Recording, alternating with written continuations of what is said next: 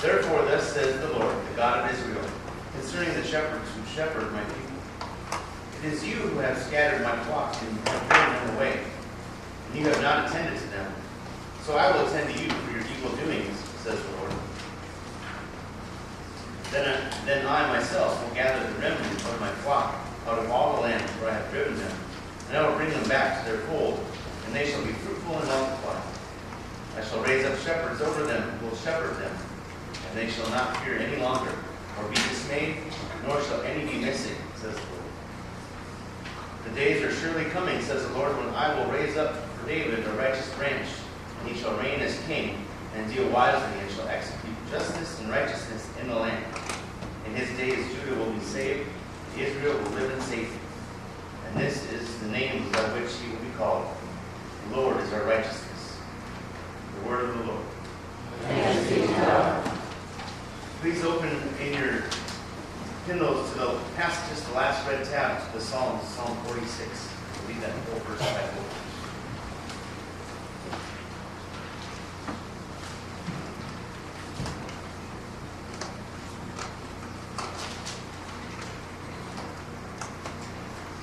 God is our refuge and strength, a very present help in trouble. Therefore we will not fear, though the earth be moved, and though the mountains shake in the depths of the sea. Though its waters rage and foam, and though the mountains tremble with its tumult. There is a river whose streams make glad the city of God, the holy habitation of the Most High. God is in the midst of the city. It shall not be shaken. God shall help it at break of day. The nations rage and the kingdoms shake. God speaks and the earth melts away. The Lord of hosts is with us. The God of Jacob is our stronghold. Come now, regard the works of the Lord, for the desolations God has brought up among the earth. Behold, the one who makes war to cease in all the world, who breaks the bow, shatters the spear. The bow and shatters the spear, and burns the shields with fire. Be still then, and know that I am God. I will be exalted among the nations. I will be exalted in the earth. The Lord of hosts is with us. The God of Jacob is our stronghold.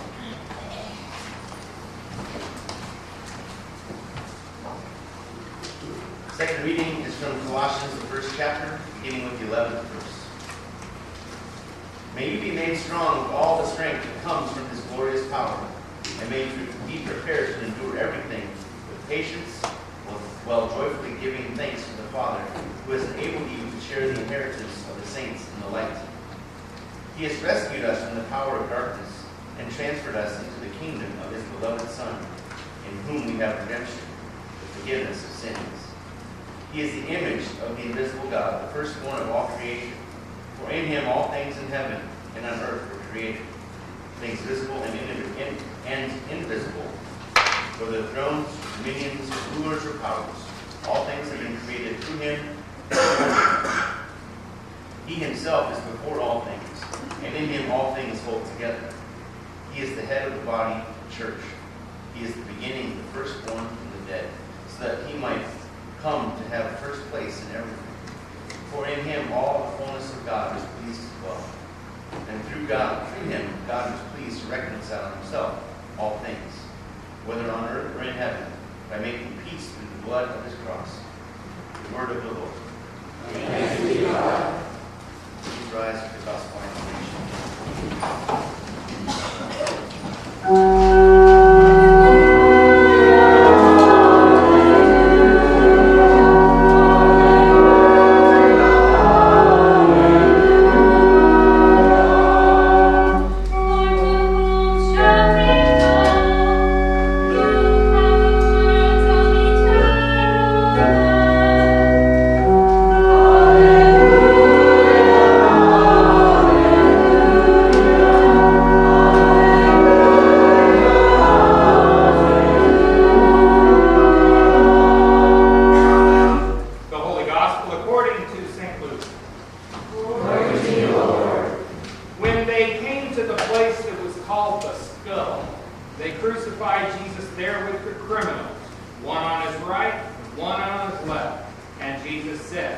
Father, forgive them, for they do not know what they are doing. And they cast lots, dividing his clothing. And the people stood by watching. But the leaders scoffed at him, saying, He saved others. Let him save himself if he is the Messiah of God, his chosen one. The soldiers also mocked him, coming up and offering him sour wine, and saying, If you are the king of the Jews, save yourself. There was also an inscription over him, This is the king of the Jews. One of the criminals who were hanged there kept deriding him, saying, Are you not the Messiah? Save yourself and us. But the other one rebuked him, saying, Do you not fear God, since you are under the same sentence of condemnation? And we indeed have been condemned just for what we are getting, or for we are getting what we deserve for our deeds, but this man has done nothing wrong. Then he said, Jesus, remember me when you come into your kingdom. Jesus replied, Truly I tell you, today you will be with me in paradise. This is the gospel of the Lord. Praise to you, O Christ. Please be seated. All right, so it doesn't say sermon here, so I'm just assuming it says go straight to the hymn of the day. And if you really want, my daughter would be very happy to skip the sermon altogether. But we're not going to do that. So, greetings to you and God's blessings to you. My name is Brannon. I work for the Texas Interfaith Center for Public Policy. It's a long word, and I am your state office of public policy. And this is a really bad time to come in and tell a congregation that you work at the State House to be a liaison between God's people and their legislative leaders. But nonetheless, we live in this wonderful country, and we have representatives, and we have a wonderful representative republic/democracy, and we have some amazing things going on. And so we'll talk about that later. But just suffice it to say, I'll get to this later, but suffice it to say, I justly deserve to be wearing a mask. So today is Christ the King Sunday. In the Western liturgical calendar, everybody in the Western Church is celebrating Christ the King Sunday. It's the newest of all the church festivals. It is the newest. It was instituted by Pope Pius XI, that's what XI means, and in 1925. Think back to 1925. Was anybody alive in 1925? Okay, kind of know my crowd now. It was brought on to counter the rise of secularism and the rise of secular dictatorships in Europe because it was a very difficult time after the First World War. But the Pope wanted to bring out some things that were very important. Number one, that the church has a right to freedom and immunity from the state. Number two, that leaders and nations should give respect to Christ. And number three, that the faithful would gain strength and courage from celebrating this feast above all other celebrations, including inaugurations and all that kind of stuff. So, this is the day that we bring forth Jesus Christ, who is the King of Kings and the Lord of Lords, and it could not come at a better time. It really couldn't. Because we love to celebrate other people. We love to lift up other people and say, this is the one! We're going to have it all now. It's all going to be good. But guess what? There is one King. There is one King who sits on one throne, and we follow that one King. So let's just make that abundantly clear. And I think it's time that we can make that abundantly clear to those who represent us. And they would probably go, yes, sir. Yes, ma'am. So this is also the last Sunday in the year that we have that we're reading Luke's Gospel. And Luke's Gospel is pretty important in all of the canonical Gospels because he brings forth something that none of the others bring. Luke's Gospel brings forth the universality of the neighbor. That everybody on this earth is your neighbor. Back in the day, back in the day where in Jerusalem, it would have been, the Moabites weren't your neighbors, the Ammonites weren't your neighbors, the pagans weren't your neighbors, the Romans weren't your neighbors. Your neighbor is the person that looks like you, sounds like you, and lives like you. Everybody else is a foreigner, and they're to be treated with contempt, and they're to be treated badly. But Jesus comes in Luke's Gospel, and he says something very different. He tells us in the story of the Good Samaritan, when the lawyer asks the question, who is my neighbor?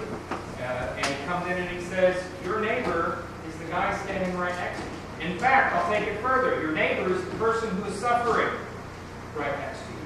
And when you see the person who is suffering, you see Christ. And you see where Christ leads us to go. Jesus reframes the idea of understanding our neighbor from any one particular race or religion, brings it down to basic human compassion and decency. We're pretty good at that. We really are. Lutherans have been doing basic human compassion and decency really, really well for quite a while. And so I'm really grateful that I get to be with Lutherans. In Luke's gospel, Jesus moves from a nationalistic obligation to one's own fellow citizen into a universal obligation of all of humanity. And man, is that hard. Because it's a whole lot easier to say, I don't like that person. They come from a different place, they come from a different people, and I don't want anything to do with them. I don't trust them. But on this last Sunday of the church year, we are taken to the place of the skull, cranion in the Greek. Possibly named for all of the skulls that were left there because they didn't take the bodies and bury them, they just left them out to rot. Can you imagine how horrid that is? What a nice thing to talk about on Sunday. So, but I'll tell you, it worked. It was a place of deterrence. It was a place where people would come in and out of the city, and the Romans would say, look, if you do anything to upset the apple cart, that will be you. Do you understand? So shut up and do what you're told. Now, punishment works. When I was a kid, I went to the library, and there are all these beautiful books at the junior high library. This is my junior high story for Clara. There were all these beautiful books, and I wanted to read one. And so I got this one book I wanted to read, and I took it home, and I started reading it, and then I left it on my table or something, and I forgot about it. And it was late. And I called the principal's office, and they said, your book is late. And I said, okay, I'm sorry. He says, all right, grab the wall. You're getting these swaps. My book was late, and so I got corporal punishment for my book being late. I want to tell you what, it worked. It worked really well. I never, ever went to a library.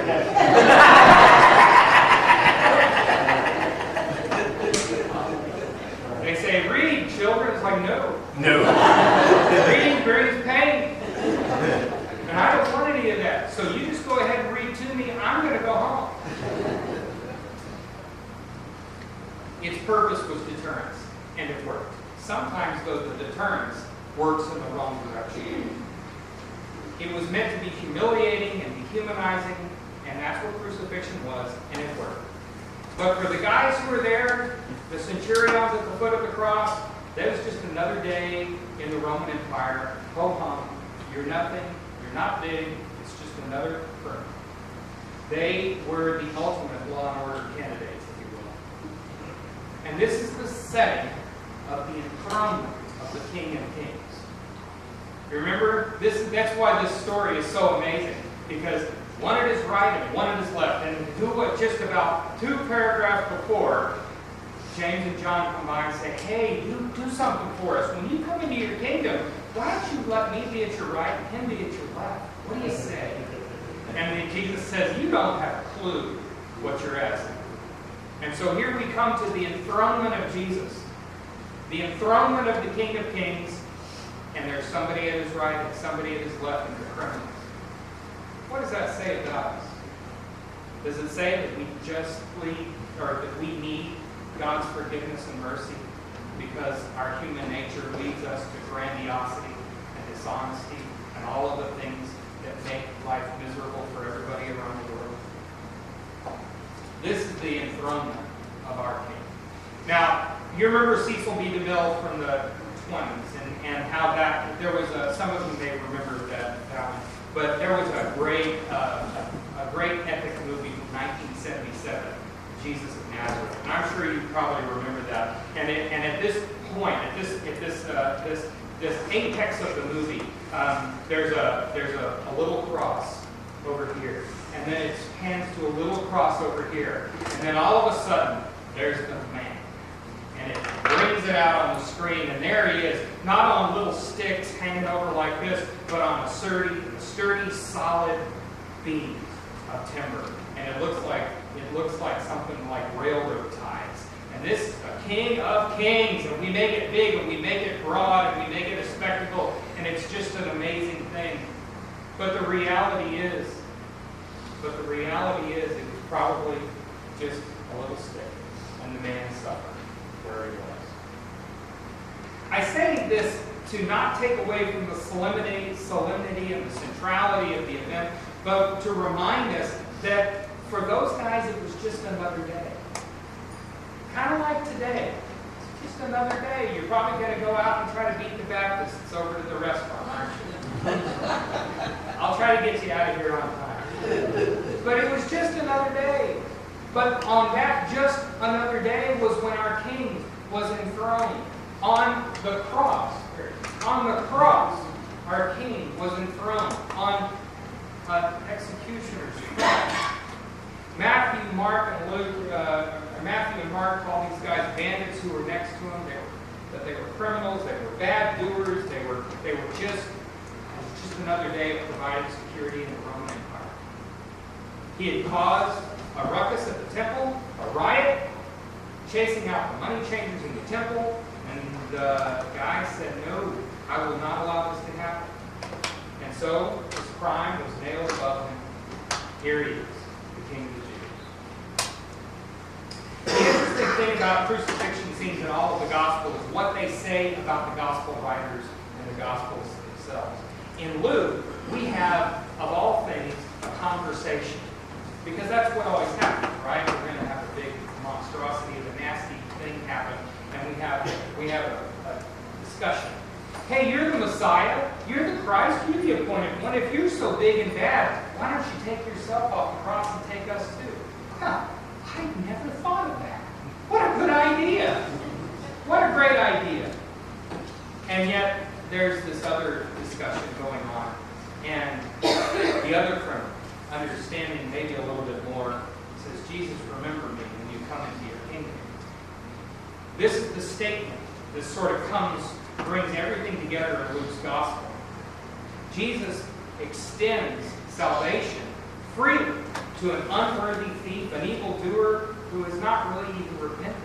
He just said, "I did something really bad." This is a stunning act of grace for a neighbor. Not a stranger, but a neighbor. A stunning act of grace that we probably don't deserve, but we get anyway. That he didn't deserve, but he got anyway. Jeremiah dreamed, "The days are surely coming, says the Lord, that I will raise up for David a righteous branch, and he will reign as king and deal wisely, and shall execute justice and righteousness in all the land." And for many of us, that looks like swords and guns and all sorts of amazing things that say power. But for Jesus, it's about mercy. That's what it looks like. Luke's thing brings us to the King of Kings today. When we'd rather stay in a polarized society, when we'd rather just stay home because it's really difficult to be in this world that we've created for ourselves, Luke's theme brings us to this uncomfortable moment and asks us to extend mercy to those who we don't like, to extend justice to those who we don't feel deserve it. So, it reminded me of a great story for you. The congregation I was serving, things were not very happy at one point. You know how we can get. And there was lots of rumble, right going on and all this kind of stuff. And I'm at home going, "Oh, God, please. Oh, God, please." And I'm really not liking these people, and they're really not being very nice. And I really don't want to be here. Can you please get me somewhere else so I can do something else? And he said, "Sure thing. I got just the thing for you. You're going to work in politics." I got exactly what I deserved. But if Jesus forgave the criminal, maybe we can forgive people who we think are unworthy of forgiveness. Think about the one or two or maybe more people in your heart from way back and you don't think deserve it. And that's the person that you're holding in your heart that needs it the most. And you've been holding that for some time. Maybe it's somebody really recent. Maybe it's a particular presidential candidate. Maybe it's for somebody in town who you didn't like. If you're holding that in your heart, you're holding something that will bear you down. It doesn't hurt the other person, it hurts you. And it hurts God, because God wants you to be happy and loving and free. Oftentimes we forget that people rarely do bad things thinking that they're bad. Like, ooh, I'm going to do something very bad. Usually people do things because they think they're right and they think they're justified. Most times they're scared and they're only thinking about themselves, just like the guy on the cross. Hey, if you're here and you're the King of the Jews, save us too, as well as yourself. People are always looking out for themselves. That's the nature of our sin. Self turned in on self, as Luther would say. And in the world of public policy that I get to inhabit joyfully now, no one ever calls and says to their representative, Mr. President or Mr. Representative, I want my neighbor to live in peace and justice. Can you help make that happen? Nobody says that. But that's what we are called to do. Nobody goes to their district office and brings casseroles and says, thank you so much. I did not vote for you. But I will support you. Nobody says that. And that's part of the problem. And that's why we have some of the world that we have today. Is because we have forgotten how to extend grace and mercy when we don't get what we want or think we deserve. I want my neighbor to live in peace and justice. Can you help me make that happen? That's what advocacy is, and that's what I do on a regular basis. And that's what we do together. And what's really amazing is that when we reach out and we support the people who are suffering and sick, the amazing things just start rolling in for us. I can't explain that. Often enough, they're calling to say, I'm mad, I want, what's in it for me, I'm scared. And the politicians get it. And that's why they act the way they do. When you're surrounded by the people who are always about what's in it for me, it gets really nasty, and what we get is what we get. That's why you, people of God, are necessary and needed now more than ever. We will not have another Savior. We've already got one. It doesn't matter who we elect. It doesn't matter who is enthroned in January. We will always have one Savior, and that is Jesus our Christ, who was enthroned on the cross. And that is where we go for grace and mercy. And that is what we show to those around us who are our neighbors. That is why you are needed more now than ever. And Jesus didn't do it by power. He didn't do it by crushing other people. He did it by subverting the dominant paradigm of power and by waging a war of peace and reconciliation, by causing discomfort in evil leaders, by healing the unworthy, and by loving people who everybody else thought were unlovable. You want to see a different world? You want to wake up with a smile on your face and say, this is going to be really exciting? Go to the cross.